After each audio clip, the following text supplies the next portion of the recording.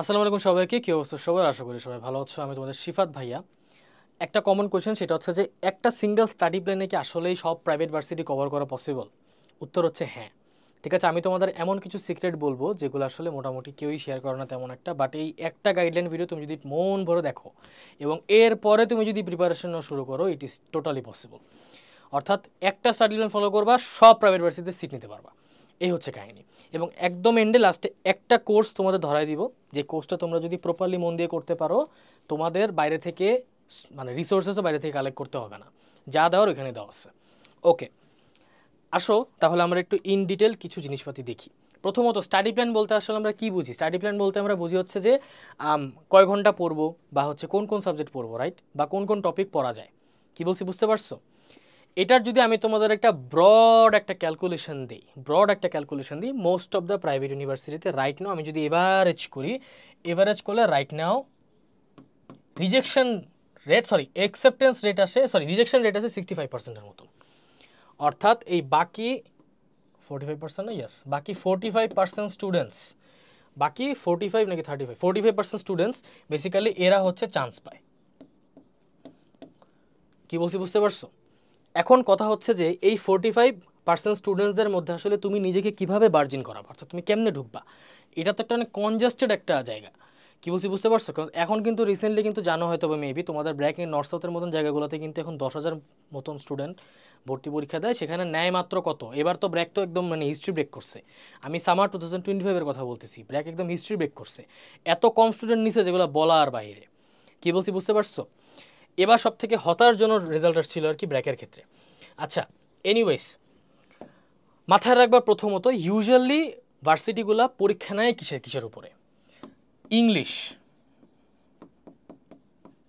ইংলিশের উপর তার এক্সাম নেয়, general math, higher math, physics,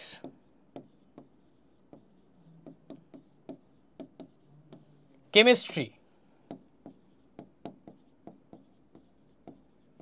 biology,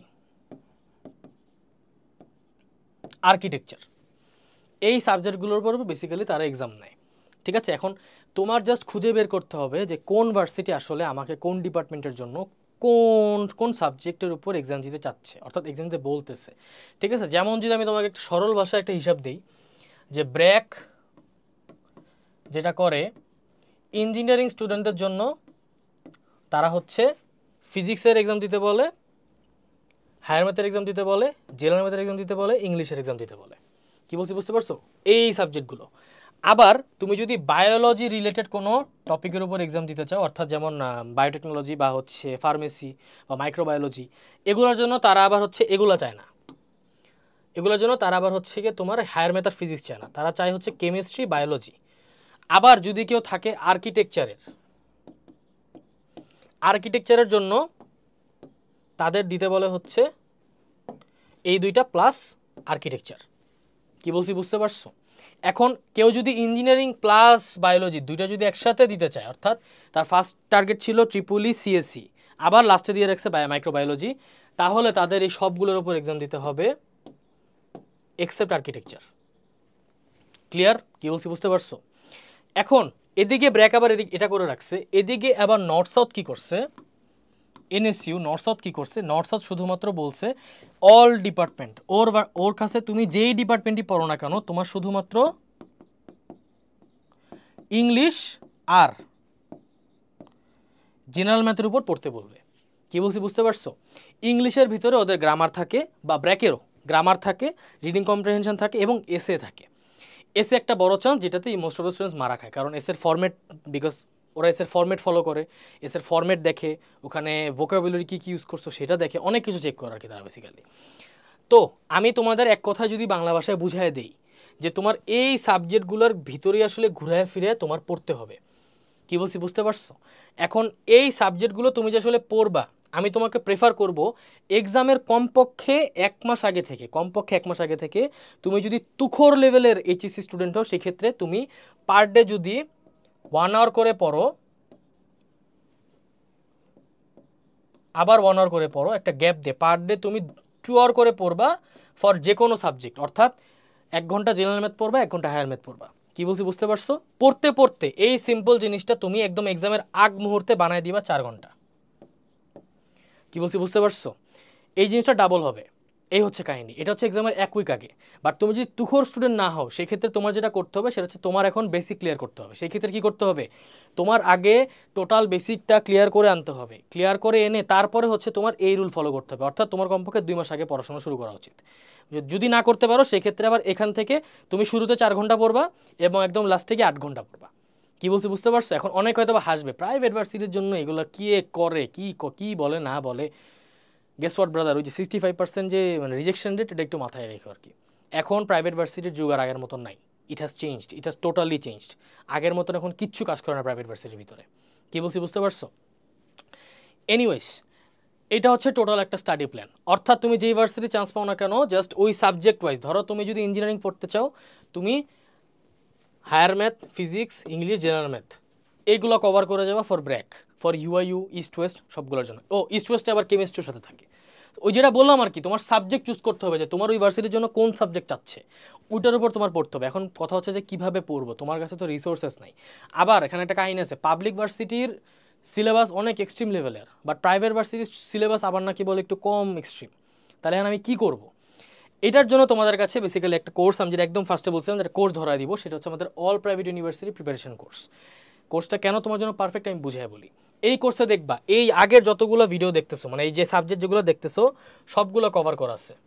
এবং এক একটা সাবজেক্টের উপরে, সরি আমি কালারটা চেঞ্জ করে দিলে বুঝতে পারবা, এবং এক একটা সাবজেক্টের উপরে দেখবা তোমার 10টা 15টা করে ক্লাস আছে। ঠিক আছে? আর্কিটেকচারের জন্য 5টা ক্লাস, ইন্টার সিলেবাস কভার্ড। ঠিক আছে? ফাইজুল ভাইয়া নিচে, উনি রাইট নাও কুয়েটে আর্কিটেকচারের উপর পড়তেছে।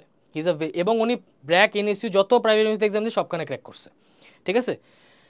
ইংলিশ ক্লাসটা আমি নিজে পার্সোনালি নিব। ঠিক আছে? ইংলিশ ক্লাসটা আমি নিজে পার্সোনালি নিব। এই ইংলিশ ক্লাসের ভিতরে আমি তোমাদের 2টা ফর্মেট শিখাবো। 2টা ফর্মেটের বেসিসে ইন্টার প্রাইভেট ইউনিভার্সিটির পুরো দুনিয়া তুমি ঘাটতে পারবা। অস্টার আইওটি বাদে আর কি, পুরো প্রাইভেট ইউনিভার্সিটি সব দুনিয়া ঘাটতে পারবা। ঠিক আছে? এসেতে তোমার কেউ আটকাইতে পারবে না যদি তুমি এই ফর্মেটগুলো সিম্পলি ফলো করো। এবং যেহেতু এগুলো রেকর্ডেড ক্লাস, একটা কমিউনিকেশন সিস্টেম তো দরকার।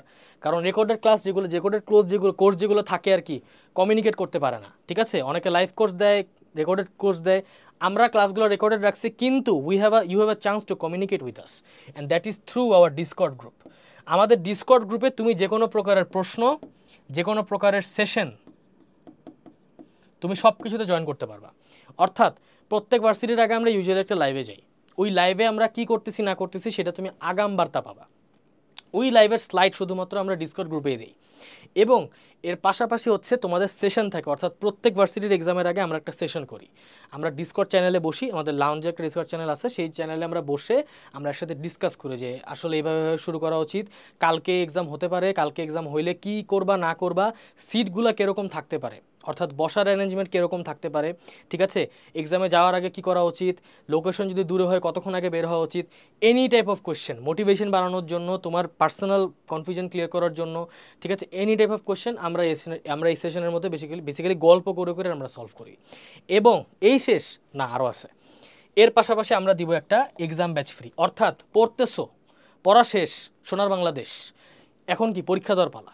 পরীক্ষা দিতে পারবা আমাদের কাছেই, আমাদেরই অনলাইনে তোমরা পরীক্ষা দিতে পারবা। আমাদের ডিরেক্ট একটা প্ল্যাটফর্ম আছে, যে প্ল্যাটফর্মে তোমরা ডিরেক্টলি গিয়ে গুগল ফর্মের থ্রুতে বা হচ্ছে গিয়ে তোমার ইন্টারনালি যেভাবে আর কি বেসিক্যালি এক্সাম দেওয়া যায়, যেহেতু বলে এমসিকিউ বেসড কোয়েশ্চেন্স এবং লাস্টে একটা এসে লেখার একটা অপশন আছে। সেখানে তোমরা সুন্দর মতন এক্সাম দিয়ে আসলে তোমাদের যেই সিস্টেমটা বা তোমাদের যেই টাইপটা বা অর্থাৎ তোমার কোন জায়গায় তুমি রাইট নাও দাঁড়ায় আসছো, তোমার কোন জায়গায়, তোমার কাছে যদি মনে হয় ফিজিক্সের কোয়েশ্চেনগুলো টাফ লাগতেছে, ফিজিক্সের ক্লাসগুলো রিশুট করবা, রিওয়াচ করবা, করে দেন আবার তোমরা এক্সাম দিবা। 20টা মডেল কোয়েশ্চেন থাকবে, 1-2টা না। ঠিক আছে? সো এনাফ টাইম পাবা টু টেস্ট ইয়োরসেলফ। সো একটা স্টাডি প্ল্যান চাইতেছিলা, সেই ইন্টার স্টাডি প্ল্যান আমি তোমাদের দিলাম। আমি একদম সামারি টেনে দিচ্ছি লাস্টে। প্রথমত কি দেখতে হবে আমি আবার বলে দিচ্ছি, এই পার্টটা নোট করো মাস ভাই। প্রথমত দেখবা সাবজেক্ট কিসের বেসে দেখবা, ডিপার্টমেন্ট, তুমি কোন ডিপার্টমেন্টে চান্স পেতে যাচ্ছ। ঠিক আছে? এখন কোন ডিপার্টমেন্ট কোনটা কী লাগতেছে না লাগতেছে, এটার বেসিসে আমাদের কিন্তু চ্যানেলে ভিডিওস থাকবে, ভিডিওস আছে, তোমাদের একটু খুঁজে দেখতে হবে আর কি। এই হচ্ছে কাহিনী। সো সাবজেক্ট চুজ করা ডিপার্টমেন্টের বেসিসে, দেন যেই সাবজেক্ট তুমি চুজ করছো ওই সাবজেক্টের উপরে 2 আওয়ার পড়তে হবে, কম্বাইন্ড দুইটা মিলে 2 আওয়ার পড়তে হবে। এক্সামের 1 সপ্তাহ আগে থেকে সেটা ডাবল হবে, অর্থাৎ সেটা এখন 4 ঘন্টা হবে। আর তুমি যদি বাইনি চান্স যদি একদম মানে মাত্র শুরু করছো এরকম কোনো সিচুয়েশন আসে, সেই ক্ষেত্রে ভাই এই 2 আওয়ার 4 আওয়ার হিসাব তোমার বাইরের হিসাব, ভাই তোমার সারাদিন পড়তে হবে, অর্থাৎ 8 ঘন্টা 9 ঘন্টা তোমার পড়তে হবে। এ হচ্ছে কাহিনী, কি বলছি বুঝতে পারছো? So that's all for this guideline video. তোমাদের যদি কোনো কোয়েশ্চেন্স থাকে বা যদি কোনো প্রকার কোয়েরিজ থাকে অবভিয়াসলি কমেন্ট সেকশনে জানাইতে পারো, অথবা চাইলে তোমরা আমাদের পেজে নক দিয়েও বলতে পারো যে এই টপিকে একটা গাইডলাইন দিলে অনেক ভালো হয়, সেটা ডিরেক্টলি আমার কাছে আসবে এবং আমি সেই টপিকে একটা গাইডলাইন বানাই দিব। কোনো সমস্যা নেই, ইনশাল্লাহ সবার সাথে দেখা হচ্ছে আরেকটা নতুন গাইডলাইনে ইন দ্য ফিউচার। আসসালামু আলাইকুম।